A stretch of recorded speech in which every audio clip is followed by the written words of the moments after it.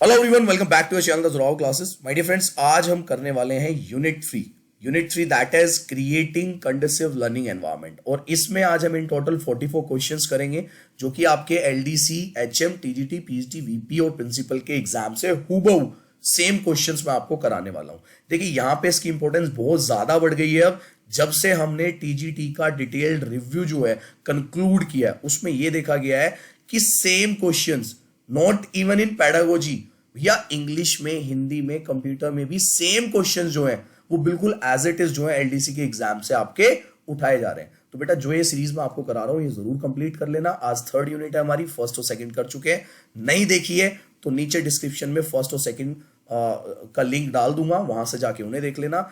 दूसरा, एक और अच्छा काम आप लोगों के लिए किया है, टेलीग्राम पे हमारे आपको एचएम, टीजीटी, पीजीटी, वीपी और प्रिंसिपल के एग्जाम्स प्रोवाइड करा दिए हैं एलडीसी के विद ऑफिशियल आंसर की। तो उसे जाके जरूर देख लेना, ठीक है। 100% देखना है। नीचे डिस्क्रिप्शन में हमारे टेलीग्राम चैनल का लिंक मिल जाएगा, इसको जाके जरूर देख लेना। सिर्फ पेडागोगी नहीं देखनी है, सारे सब्जेक्ट्स देखने हैं, हिंदी, इंग्लिश, जितने भी वहां पे दिए हुए हैं, ठीक है ना, सब कुछ देखना है। वहां से क्वेश्चंस, क्या पता सेम क्वेश्चंस जो है आपके एग्जाम में आ जाए, क्योंकि टीजीटी में ऐसा हुआ है तो पीआरटी में होने के भी पूरे चांसेस है। चलिए, आज का अपना सेशन स्टार्ट करते हैं। The very first question is, overall 85% of childs cumulative brain development occurs prior to which stage. बेटा, 6 साल से पहले हो जाता है बच्चे का 85% तक का डेवलपमेंट ब्रेन का। और ये एनईपी 2020 में साफ साफ बहुत बड़े शब्दों में लिखा हुआ है। क्वेश्चन नंबर 2 लेते हैं। To develop abstract thinking among secondary school students in social science, which one of the following is the most appropriate option? आपको सेकेंडरी स्टूडेंट के अंदर सोशल साइंस सब्जेक्ट में बच्चे की एब्स्ट्रैक्ट थिंकिंग को डेवलप करना है, तो इनमें से कौन सा सबसे ज्यादा मोस्ट एप्रोप्रिएट ऑप्शन जो है वो होगा? पहले जो है आप कॉन्सेप्ट पढ़ाएंगे सिटीजनशिप का, नागरिकता का। उसके बाद पावर्स ऑफ प्रेसिडेंट पढ़ाएंगे, यानी कि राष्ट्रपति की शक्तियां। ये एक ऑप्शन हो गया। दूसरा ऑप्शन कहता है कि पहले आप कॉन्स्टिट्यूशनल डिजाइन यानी कि संवैधानिक डिजाइन पढ़ाएंगे बच्चे को, उसके बाद डेमोक्रेसी, लोकतंत्र पढ़ाएंगे। तीसरे ऑप्शन में कहता है कि पहले आप कंज्यूमर राइट्स यानी कि उपभोक्ता के अधिकार जो होते हैं वो बताएंगे, उसके बाद इंडियन इकोनॉमी बताएंगे, भारतीय अर्थव्यवस्था। और लास्ट है आपका कि पहले बच्चे को आप फूड सिक्योरिटी, खाद्य सुरक्षा बताएंगे, उसके बाद पीपल एज रिसोर्स, लोक संसाधन के रूप में किस तरीके से होता है वो चीज बताएंगे। तो बेटा, मोस्ट एप्रोप्रिएट अगर यहां पे देखा जाए so it is option number 1 कि पहले आप सिटीजनशिप बताएंगे और सिटीजनशिप के बाद आप बताएंगे कि भाई पावर ऑफ प्रेसिडेंट क्या होती है। क्वेश्चन नंबर 3 पे चलते हैं। Question number 3 is asking which one of the following is the correct order of development of thinking pattern among the school students. यहां पे करेक्ट ऑर्डर बताना है डेवलपमेंट ऑफ थिंकिंग पैटर्न का। तो भैया, इसका आंसर मैं डायरेक्ट आपको बता देता हूं। Option number C is the right answer. सबसे पहले परसेप्चुअल थिंकिंग आती है, फिर कॉन्सेप्चुअल थिंकिंग है, रिफ्लेक्टिव थिंकिंग है, और फिर आती है आपकी क्रिटिकल थिंकिंग, ठीक है। चलिए नेक्स्ट क्वेश्चन चलते हैं। Question number 4, in which one of the following non-directive counseling may be helpful for a student? देखिए, एक होती है डायरेक्टिव काउंसलिंग, एक होती है नॉन डायरेक्टिव। डायरेक्टिव जो है आप सामने से बिठा के बच्चे को बड़े तरीके से कि भाई ये है, ये ऑप्शन है, ये ऑप्शन है, इस तरीके से करा सकते हो। नॉन डायरेक्टिव काउंसलिंग आप इनमें से किस जो स्टेटमेंट्स दी हुई है इसमें बच्चे की हेल्प कर सकते हो? A student who fears in darkness, okay, जो बच्चा अंधेरे से डरता है उसकी आप नॉन डायरेक्टिव काउंसलिंग से हेल्प कर सकते हैं। Question number 5, achieving new and more mature relationships with age mates for both sexes in a developmental task belonging to the period of adolescence. Option number B is the right answer, ठीक है ना। फिर से पढ़ लो, more mature relationships with age mates for both sexes, female और male दोनों के लिए। ये कौन सा डेवलपमेंटल टास्क में आता है? ये आते हैं आपके अडोलसेंस के। बेटा, डेवलपमेंटल टास्क अगर आपने अच्छे से पढ़े होंगे तो आप इसका आंसर बखूबी कर देंगे। Question number 6, national mental health policy of India was launch in the year of 2014। Simple से याद रखो, मोदी जी कब आए थे? 2014 में आए थे। क्या लाए थे साथ में? National mental health policy. Question number next, question number 7, in India the population that suffers from mental disorder. ये तो आप लोगों को पढ़ाया हुआ है जब हमने वो कंप्लीट किया था।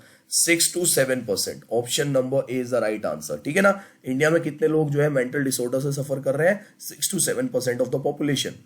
Question number 8, based on the academic achievement of students a teacher divides his class into 3 categories: above average academic achievers, average academic achievers, below average academic achievers. For an assignment, he forms groups of students. Each group of student has 3 members and each member is different, is from different category with respect to their academic achievements. The teacher asks the students to submit the assignment after 3 days. In this way teacher is promoting what? देखो भाई, teacher को एक assignment कराना है, उसके लिए उसने क्या किया, पहले तो क्लास 3 कैटेगरी में डिवाइड कर दिया. The very first category is above average students, okay. उसके बाद एवरेज स्टूडेंट्स और बिलो एवरेज स्टूडेंट्स. उसके बाद 3-3 मेंबर्स के उन्होंने ग्रुप बना दिए और तीनों मतलब जो एक ग्रुप बनाए गए उसमें हर एक कैटेगरी से एक मेंबर था, यानी कि एक अबव एवरेज था बच्चा, एक एवरेज बच्चा था, एक बिलो एवरेज था. तो ये सब करके टीचर एक्चुअल में करना क्या चाहता है? Diversity in the class, inclusion in the class, creativity in the class, या कॉम्पिटिटिव स्पिरिट इन द. देखो कॉम्पिटिटिव स्पिरिट तो हो ही नहीं सकती, प्रतिस्पर्धा कभी नहीं कराता है टीचर क्लास में, ठीक है. तो इसका आंसर होगा ऑप्शन नंबर बी, इंक्लूजन. मतलब समावेशी शिक्षा का एक बहुत अच्छा एग्जाम्पल है ये कि आपने 3 कैटेगरीज डिवाइड की जहां पे 3 तरह का बच्चा, एक स्लो ब्लूमर भी है, एक एवरेज बच्चा भी है, एक इंटेलिजेंट बच्चा भी है, तीनों को आपने एक साथ बिठाया और उसमें आप क्या करना चाहते हो? आप इंक्लूजन कर रहे हो उसके अंदर, ठीक है. Question number next, question number 9. The theme of United Nations international day of persons with disability 2022 was. भाई यूनाइटेड नेशंस द्वारा international day of persons with disability 2022 की थीम पूछ ली क्या है? ये है बेटा आपकी transformative solutions for inclusive development, the role of innovation influencing on accessible and equitable world. Simply याद रखनी है, क्या पता सेम क्वेश्चन जो है आपके एग्जाम में पूछ लिया जाए, ठीक है जी. चलिए नेक्स्ट क्वेश्चन लेते हैं, question number 10. The teacher and students are absorbed in the teaching learning situation. They are using what? They are using their subconscious mind. अचेतन मन जो है, अवचेतन मन जो है वो यूज कर रहे हैं, अपना सब कॉन्शियस माइंड यूज कर रहे हैं when they are into the teaching learning situation or into the teaching learning process which is happening in the classroom. Question number 11. To promote concrete thinking in mathematics among the student, which one of the following will be the most appropriate activity? देखो भाई, पहले social science की पूछी थी, अब mathematics की पूछ ली कि पहले क्या कराओगे उसके बाद क्या कराओगे. तो यहाँ पे बोला गया कि भाई पहले जो है आप कॉन्सेप्ट देंगे स्टैटिक्स का, उसके बाद प्रोबेबिलिटी कराएंगे. पहले आप कॉन्सेप्ट देंगे एक्सपोनेंट्स का, उसके बाद अलजेब्रिक एक्सप्रेशंस कराएंगे. पहले आप कॉन्सेप्ट देंगे फ्रैक्शन का, उसके बाद इंटीजर्स कराएंगे. या पहले आप कॉन्सेप्ट देंगे डायरेक्टिव एंड इनवर्स प्रोपोर्शन का और उसके बाद कॉन्सेप्ट कराएंगे एक्सपोनेंट्स एंड पावर. तो इनमें सबसे बेस्ट देखा जाए तो पहले आप स्टैटिक्स का कॉन्सेप्ट देंगे और उसके बाद आप जो है प्रोबेबिलिटी पढ़ाएंगे, ओके. चलिए नेक्स्ट क्वेश्चन लेते हैं, question number 12. To promote creativity among the students a school teacher should. Creativity, रचनात्मकता बढ़ाने के लिए एक स्टूडेंट्स के अंदर एक जो शिक्षक है वो क्या करेगा, ये आपको बताना है. So 12 is give conventional assignment to the students, give non conventional assignment to the students, motivate students to participate in cocurricular activities. Creativity बढ़ानी है, आप ध्यान रखिएगा. Give students moral dilemma based context to respond. भैया ये वाला question PGT से है, पीजीटी के उसमें आया हुआ था, तो एक अच्छा क्वेश्चन है, दिमाग लगाने वाला क्वेश्चन है. और इसका ऑफिशियल आंसर की में आंसर दिया हुआ है, give non conventional assignments to the student for promoting creativity, okay ji. चलिए नेक्स्ट क्वेश्चन चलते हैं, question number 13. Teaching of which of the following may support the adolescents in hypothesis formation. निम्नलिखित में से किसका शिक्षण किशोरों को परिकल्पना निर्माण में सहायता कर सकता है? Coal and petroleum, friction, synthetic fibres and plastics, the human eye and colourful world. क्या क्या करना है एडोलसेंस में? हाइपोथेसिस फॉर्मेशन करनी है, तो इनमें से कौन सा जो है वो हेल्प करेगा? फ्रिक्शन, ठीक है. Option number B is right answer. बेटा पीजीटी वाले क्वेश्चन है सारे, इसलिए आपको थोड़े से कॉन्सेप्चुअल भी लग रहे होंगे. Question number 14. Which one of the following is not a standardized technique of guidance? इनमें से कौन सी नॉन स्टैंडर्डाइज्ड टेक्निक है जब आप गाइडेंस की बात करते हैं? तो बेटा ये है आपकी इंटरेस्ट इन्वेंटरी, ठीक है. ये इंटरेस्ट दूसरे वाला है, ब्याज वाला नहीं है. ये किसी में इंटरेस्ट लेने वाला इंटरेस्ट है, ठीक है. यहां पे देख, इसे मत देखना. So interest inventory is right answer. It is not a non standardized technique. Not है बेटा, इनमें से कौन सी नहीं है? बाकी सारी हैं, ठीक है. कौन सी नहीं है non standardized technique of guidance? Question number 15. Rights of person with disability act was passed in the year. बेटा ये क्वेश्चन मुझे पता नहीं क्यों लग रहा है एक आधे पेपर में फंसेगा आपके पीआरटी में, गारंटी से कह रहा हूं मैं। ये 2016 में आया था, ठीक है ना। आरपीडब्ल्यूडी एक्ट आपको सबको पता होगा, बहुत जगह पूछा गया है, 2016। Question number 16, the United Nations convention on the rights of person with disabilities was held in which year. बेटा ये जितने भी ईयर्स यहाँ पे आ रहे हैं ना, ये सारे बहुत अच्छे से करके जाना है, ठीक है, बहुत अच्छे से। ये 2006 में हुआ था, ठीक है ना। United nation convention on the rights of person with disability कब हुआ था? 2006 में। Question number 17, what is the most common difficulty a child coming to school from deprived section of society has to face? वंचित वर्ग से school में आ रहा है बच्चा, तो सबसे ज्यादा कठिनाई उसको कहां पे होगी? उसको होगी बेटा टीजिंग। बहुत ज्यादा टीज किया जाता है ऐसे बच्चों को क्लासरूम में, और स्पेशली उसके क्लासमेट्स द्वारा, ठीक है ना। तो ये ध्यान रखना है आपको। Option number B will be the right answer. Question number 18 पे चलते हैं। Which indiscipline act of learners can be least controlled by the teacher? शिक्षार्थियों की कौन सी अनुशासनहीनता शिक्षकों द्वारा सबसे कम नियंत्रित की जा सकती है? Question number 18, cyber bullying. टीजिंग को बिल्कुल कर सकते हो आप क्लासरूम के अंदर, है ना। शिक्षार्थियों के बीच हाथापाई हो रही हो तभी देख सकते हो। शिक्षकों की अवज्ञा हो रही है, डिसोय कर सकते हो। साइबर बुलिंग को कैसे करोगे? बच्चा घर जाके कर रहा है, आप कर ही नहीं सकते। मतलब समझा सकते हो उसको, बट लीस्ट कंट्रोल पूछा है, तो option number 1 is the right answer, ठीक है। बाकी ओड वन आउट भी हो रहा है इस क्वेश्चन में, जो सिखाया था मैंने आपको। Question number 19, which one of the following can not be termed as a factor of diversity from teaching learning point of view? निम्नलिखित में से किसे शिक्षण अधिगम की दृष्टि से विविधता का कारक नहीं कहा जा सकता है? बताओ भाई आंसर नंबर, क्वेश्चन नंबर 19 का आंसर बेटा इसका है some learners are either too thin और टू ओब्स, ठीक है ना। बहुत ज्यादा पतले या बहुत ज्यादा मोटे होते हैं, इसको नहीं कह सकते। क्वेश्चन नंबर नेक्स्ट चलते हैं। Question number 20, sometimes the teachers have to devise innovative teaching learning methods because, कभी कभी टीचर्स को क्या करना पड़ता है? नवीन शिक्षण अधिगमों की जो विधियां हैं उनको यूज करना पड़ता है, उन मेथड्स को यूज करना पड़ता है, क्योंकि learners and attendance in class is very low. Some learners parents are very rich, ये तो मतलब ही नहीं है, इसका क्या मतलब हो गया? Some learners write very long answers in the exams, exam की बात आ गई तो ये भी काट दो आप, है ना।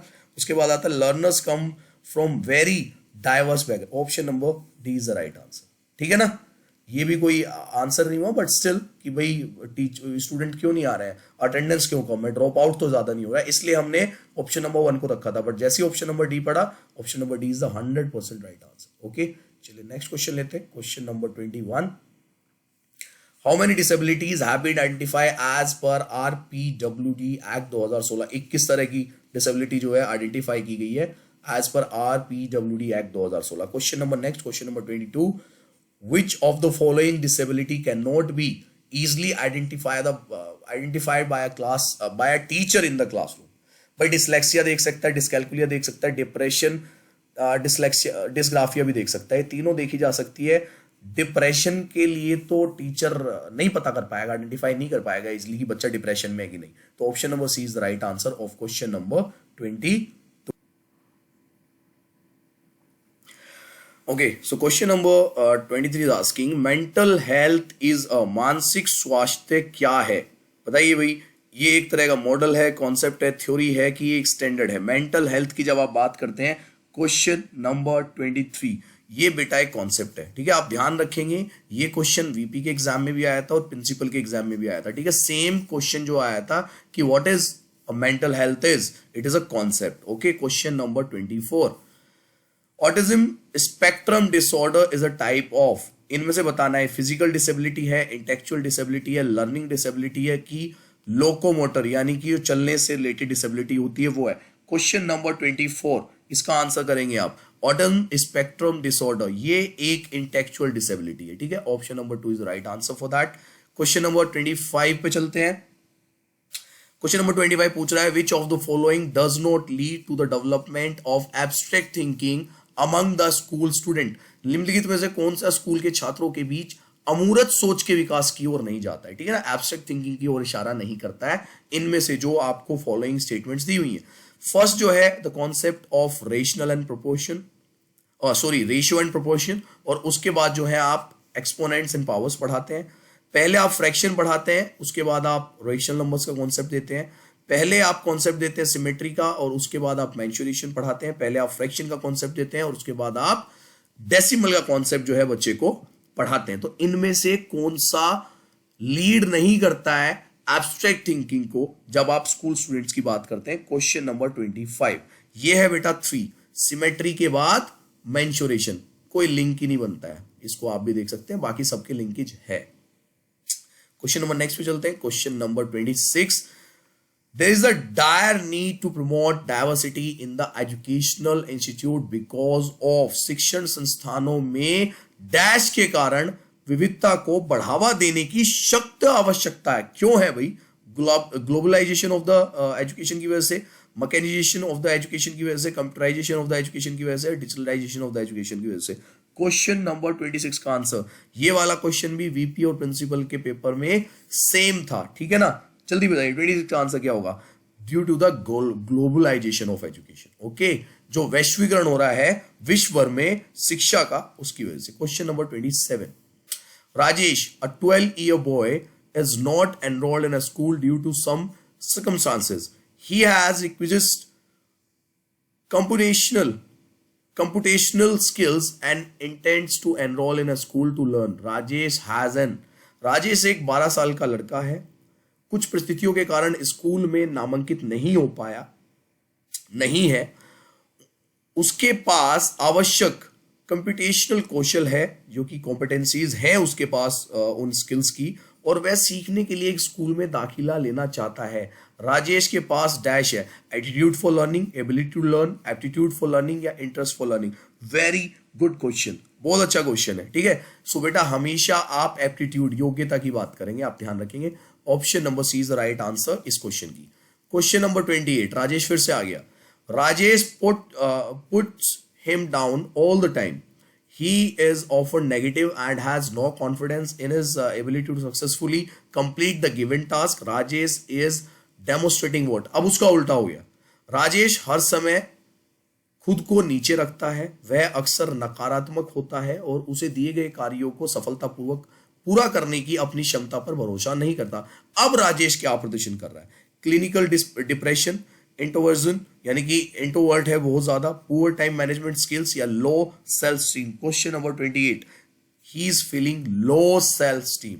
लोग क्या कहेंगे? अगर मुझसे गलती हो गई तो दूसरे मेरे बारे में क्या सोचेंगे? सो इसके अंदर लो सेल्फ स्टीम जो है वो आ जाती। क्वेश्चन नंबर 29, क्वेश्चन नंबर 29 में बेटा एक जो है आपको दावा किया गया है, एसरेशन बताई गई है, उसके बाद एक कारण दिया गया, रीजन दिया गया है। Inclusion as an philosophy cannot be discussed unless it is situated in the context of diversity. यानी कि एक दर्शन के रूप में समावेशन पर चर्चा नहीं की जा सकती जब तक कि यह विविधता के संदर्भ में स्थित ना हो। ये क्या, ये दावा किया जा रहा है, उसका रीजन क्या दिया जा रहा है वो देख लीजिए। Because the scope of diversity widen as marginalized social groups are a variety of strategies to make the issues acknowledged and accepted by the society. क्योंकि भाई विविधता का दायरा चौड़ा होता है, बहुत बड़ा होता है, और इस वजह से हाशिए पर सामाजिक समूह अपने मुद्दों को समाज द्वारा स्वीकृत और स्वीकार करने के लिए विभिन्न प्रकार की रणनीतियां जो है बनाते हैं। तो based on the above assertion and reason which one of the following is correct. यहाँ पे आपके पास 4 ऑप्शन दिए हुए हैं, तो इनमें से ऊपर दिए गए दावे और कारण पे इनमें से क्या सही होगा? तो बेटा मैं सही बता देता हूं, both A and R is correct. जो दावा किया गया है उसका जो कारण बताया गया दोनों सही है, but R is not the correct explanation of R. R जो है वो एक ही करेक्ट एक्सप्लेनेशन नहीं है, बट अपनी जगह पे दोनों सही है चीजें, ठीक है। चलिए नेक्स्ट चलते हैं, क्वेश्चन नंबर 30 लेते हैं। For promoting learning amongst the students through constructivism which one of the following will not be appropriate. रचनावाद के माध्यम से छात्रों के बीच सीखने को बढ़ावा देने के लिए निम्नलिखित में से कौन सा उपयुक्त नहीं होगा? Reversible thinking, critical thinking, associative thinking या परसेप्शुअल थिंकिंग। पढ़ते ही पता लग रहा है वैसे तो भैया एसोसिएटिव थिंकिंग का यहाँ पे कोई मतलब नहीं है। रिवर्सिबल थिंकिंग, क्रिटिकल थिंकिंग और परसेप्शुअल थिंकिंग जो है बिल्कुल जो है आपका हिस्सा है कंस्ट्रक्टिव अप्रोच का जब बच्चा करता है। Question number next, question number 31, cerebral palsy is a type of what? Intellectual disability, learning disability, locomotor disability या मल्टीपल डिसेबिलिटी? एकाधिकार विकलांगता जो होती है, फटाफट आंसर कीजिए। इट इज अ लोकोमोटर, चलने में जो अक्षमता होती है उसको आप सेरेब्रल पैल्सी के नाम से जानते हैं। चलिए नेक्स्ट क्वेश्चन लेते हैं, question number 32, which one of the following, बेटा जो भी क्वेश्चंस कर रहे हैं ईवीपी वाले क्वेश्चन है, वीपी के एग्जाम में आए थे। विच one of the following is the most appropriate teaching learning scenario in a school classroom? निम्नलिखित में से कौन सा एक स्कूल कक्षा में सबसे उपयुक्त शिक्षण अधिगम परिदृश्य है? There is a voice of the student only when they answer, there is no voice in the classroom, there is voice of students when there is some debate in the classroom, there is voice of student only when they are encouraged to questions। बहुत अच्छा question है, अगर आप इसको पढ़ेंगे तो answer देने में भी शायद आपको प्रॉब्लम हो जाए, बट डिबेट की बात की गई है, सो बेटा option number C is the right answer. Okay, हमेशा एक ना पॉजिटिव वर्ड निकालना है आपको हमेशा, और उसी पे क्वेश्चन करना है। चलो भाई नेक्स्ट क्वेश्चन लेते हैं, question number 33, a school teacher wants his students to willingly take initiative to encourage themselves in learning। Teacher चाहता है कि बच्चा खुद से विलिंगली जो है, जो क्लासरूम टीचिंग चल रही है उसमें एंगेज हो। The teacher should promote what in the classroom? Teacher क्या प्रमोट कर रहा है ये बताओ भाई, है ना? विकेस लर्निंग कर रहा है, एक्सपीरियंशियल लर्निंग कर रहा है, प्रॉब्लम सॉल्विंग या रिसेप्शन लर्निंग? आंसर आ जाना चाहिए तुरंत पढ़ते ही क्वेश्चन को। बेटा एक्सपीरियंशियल लर्निंग जहां जाएगा ना, इस बार आपको आंसर करना है, ठीक है? और टीचर चाहता भी है कि बच्चा खुद करके सीखे, एक्सपीरियंशियल लर्निंग स्टार्टिंग से बात करते हुए आ रहे हैं हम कंस्ट्रक्टिविज्म की। Question number 34, in a school classroom scenario the term advanced organiser is associated with? Advance organiser, जब आप स्कूल क्लासरूम सिनेरियो की बात करते हो तो आप बात करो एक्सपीरियंशियल लर्निंग की, विक्रेशियल लर्निंग की, मीनिंगफुल लर्निंग की या इंसिडेंटल लर्निंग की? Option number 34 meaningful learning is right answer. देखो भाई यहां पे मैं होता तो मैं इसका आंसर एक्सपीरियंशियल लर्निंग ही लगाता, but as per official answer की the right answer is meaningful learning, ठीक है ना? Question number 35, Prakash is mostly worried about what others thinks of him। Prakash has high ego, restricted himself in a kind of solitary confinement, खुद को एक तरह के एकांत कारावास में सीमित कर लिया है, लो सेल्फ स्टीम है, या बहुत ज्यादा जो है लचीलापन बच्चे के अंदर नहीं है? क्वेश्चन नंबर 35 का आंसर कीजिए। बेटा ये सब लो सेल्फ स्टीम की वजह से होता है। आप हमेशा ध्यान रखेंगे जो बहुत ज्यादा इंट्रोवर्ट होते हैं लोग, उनके अंदर भी लो सेल्फ स्टीम होती है, वो अपने आप को एक्सप्रेस करने में डरते हैं कि अगर जो मेरे एक्सप्रेशंस है, जो मेरे थॉट्स हैं, दूसरे वाले समझ पाएगा या नहीं, या वो मेरे को गलत तो नहीं समझेगा। Question number 36, in a classroom learning scenario punishment is? भैया दंड क्या है क्लासरूम लर्निंग सिनेरियो में, क्लासरूम लर्निंग सिचुएशन में? Introduction of positive reinforcer and withdrawal of negative reinforcer, introduction of negative reinforce or withdrawal of positive reinforce, introduction of primary reinforce or withdrawal of secondary reinforce, या introduction of secondary reinforce और withdrawal of primary reinforce? बेटा इस question को ना direct करके चले जाना, क्योंकि क्वेश्चन जो है आपका डायरेक्ट ही आ सकता है। पनिशमेंट जो है वो इंट्रोडक्शन है नेगेटिव reinforce की और विड्रॉल करती है पॉजिटिव reinforcement को, ठीक है जी?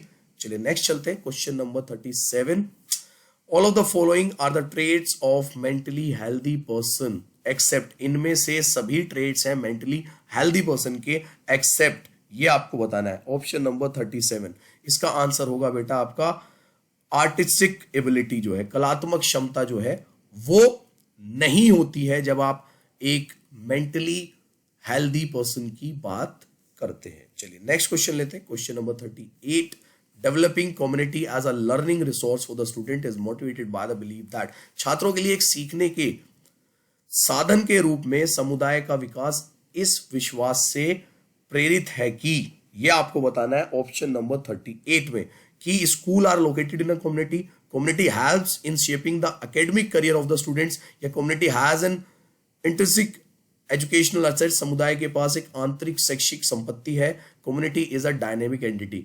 ओड वन आउट भी कर सकते हो उसको आप, ठीक है ना? Developing community as a learning resource पूछा for students, motivated by the believe that community has an intrinsic educational asset, समुदाय के पास एक आंतरिक शैक्षणिक संपत्ति। Option number C is the right answer of question number 38। Question number 39 पे आते हैं। Suman believes that she can successfully engage in and complete given tasks like writing an assignment that will earn her good marks. This trait is known as, भाई सुमन को believe है कि वो जो उसको टास्क मिला है उसको सक्सेसफुली कंप्लीट कर लेगी, अपना राइटिंग टास्क जो मिला है और उससे अपने गुड मार्क्स भी अचीव कर लेगी। तो उसके अंदर क्या है? सेल्फ कॉन्फिडेंस है, सेल्फ रिलायंस है, सेल्फ एफिशिएंसी है या सेल्फ सेटिस्फेक्शन? बच्चे के अंदर, सुमन के अंदर बताना है। Option number question number 39 self efficiency, यानी कि आत्म प्रभाविकता जो है बच्चे के अंदर है, इस वजह से उसको लगता है कि वो ये सारे काम कर सकती है। देखो यहां पे भी अब जो ऑफिशियल आंसर की में आंसर आया है, तो मैं तो शायद इसका आंसर सेल्फ कॉन्फिडेंस लगाता कि बच्चे के अंदर आत्मविश्वास है कि वो कर लेगा, और मोस्ट ऑफ द आप लोग भी शायद इसको सोचे, बट आंसर देखो यहाँ पे क्या आया हुआ है ना। नेक्स्ट क्वेश्चन लेते हैं, question number 40।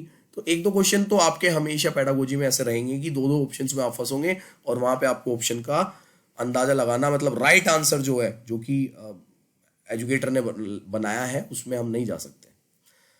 Question number 40, an inclusive school is a school which, समावेशी विद्यालय क्या भैया बचपन से पढ़ते हुए आ रहे हैं, अभी पढ़ेंगे क्या, is focused on improving the learning outcomes of all students irrespective of their capacity, all students irrespective of their capacity, सभी छात्रों की क्षमताओं के बावजूद उनके सीखने के परिणामों को बेहतर करने पर केंद्रित करता है। ठीक है ना, हर बच्चा एक छत के नीचे बैठेगा, यही तो कहता है inclusive education. Inclusive education signifies having the same dash for all children in the classroom. बताओ भाई क्या सेम क्या होना चाहिए हर बच्चे के लिए? बहुत अच्छा क्वेश्चन है ये भी। Question number 41, same teaching methodology जो है आप यूज करेंगे हर एक बच्चे के लिए। ठीक है, जब आप इंक्लूसिव एजुकेशन की बात करते हैं। Question number 42, question number 42 is asking which one of the following is an incorrect statement about ADSD. ADSD के बारे में इनमें से कौन सी इनकरेक्ट है? एडीएसडी इज क्योरेबल, ये नहीं हो सकता है, बाकी सारी चीजें ठीक है। Affects learning and behaviour, often lasts into adulthood, adult तक जाता है लास्ट तक। Occurs more often in males than females, लड़कों में ज्यादा मिलता है, लड़के जो है एडीएसडी का शिकार आपको ज्यादा मिलेंगे as compare to females, girl child. ठीक है, तो option number B is the right है। ये क्योरेबल नहीं है, इलाज नहीं है, एक टाइम तक रहेगा, उसके बाद फिर अपने आप जो है खत्म हो जाता है। Question number 43, a student has messy handwriting and takes a long time to write, this is a sign of, कौन सी बीमारी है भाई? इसका तो आंसर कर दो। राइटिंग, हैंडराइटिंग से रिलेटेड है, सिंपली डिस्ग्राफिया होगा या डिस्प्रेक्सिया होगा? बताओ भाई, आंसर करो 43 का। डिस्ग्राफिया, ठीक है ना, डिस्कैल्कुलिया मैथ से रिलेटेड है। चलो बहुत बढ़िया। क्वेश्चन नंबर लास्ट ले लेते हैं आज का, question number 44, a child is suffering from the problem that he has trouble in converting his thoughts into writing and drawing, this is the sign of. एक बच्चा बहुत ज्यादा परेशानी का सामना करता है, जो उसके थॉट्स होते हैं उसको राइटिंग या ड्राइंग में कन्वर्ट नहीं कर पाता है। इसका आंसर आपका क्या बनेगा बेटा? ये भी आपका डिस्ग्राफिया ही आएगा। क्यों? क्योंकि लिखने से संबंधित है, ऐसा नहीं है यहाँ पे कुछ और पूछ लिया तो वो आंसर अलग हो जाएगा। बात समझ आई? So these are the 44 question जो हमने आज डिस्कस किए हैं। कल मैं आपको यूनिट 4 करा दूंगा, ऐसे ही जितने भी क्वेश्चंस होंगे, और परसों आपको यूनिट 5 करा दी जाएगी। ठीक है, बाकी ईवीएस भी आपकी प्लान कर रहा हूं मैं कि ईवीएस पे एक बहुत अच्छी मैराथन क्लास मैं आप लोगों के लिए ले लूं, लेकिन मेरी मैराथन आप लोगों को पता है कैसी होती है। आज देख लो हमने अराउंड 25 मिनट में 44 क्वेश्चन कर लिए, तो मेरी मैराथन थोड़ी सी अलग होती है दूसरे लोगों से। मेरे को आपको कंटेंट प्रोवाइड कराना है यहाँ पे, जितना मैक्सिमम मैं आपसे करा सकूं। तो भैया उसमें 3rd, 4th, 5th प्लस कुछ कॉन्सेप्ट जो है वो होंगे, और मैं बताऊं आपको, स्पेशली मैं आपको वही कराने वाला हूं जो मैंने अपने पेड स्टूडेंट्स को कराया हुआ है ना, लगभग वही रहेगा सेम, उसमें ज़्यादा चेंजेस नहीं करूंगा। तो ये जहां तक है 19 को रखेंगे हम लोग आपके एग्जाम से पहले। और भाई आपके वो आ चुके हैं, एक बार एग्जाम डेट चेक कर लीजिए जाके, है ना। काफ़ी लोगों ने उसे एडमिट कार्ड भी बता दिया, वो एडमिट कार्ड नहीं है, वो आपकी एग्जाम डेट है कि किस किस डेट में फंस रही है। देखो मैंने पहले भी कहा था 21 वाले थोड़े अनलकी रह गए हैं इसमें, और जिनकी 25, 26 है, दे आर लकी फेलो, क्योंकि उन्हें एक आइडिया तो मिल ही जाएगा कि भाई इस टाइप का एग्जाम जो है आ रहा है। ओके जी, तो चलो फिर मिलते हैं कल मिलेंगे हम यूनिट 4 के साथ। Bye everyone, take care, God bless you.